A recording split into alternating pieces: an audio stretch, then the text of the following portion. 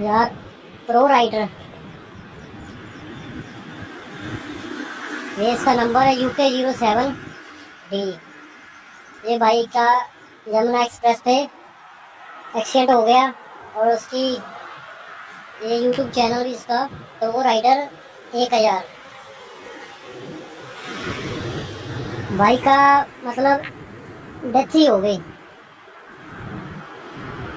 जो भी पहचानता हो express way, Yamuna express way, ये देखिए वहाँ भाई की लाश पड़ी है।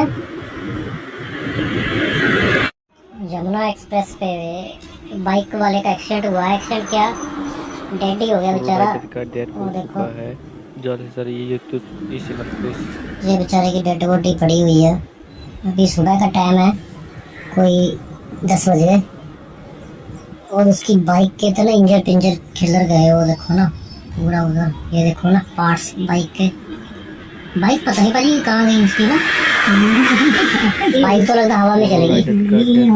वो देखो भाई शेयर कीजिए, हम लोग को पता करना चाहिए, इसलिए शेयर बेचारा। कीजिए, सब्सक्राइब कीजिए।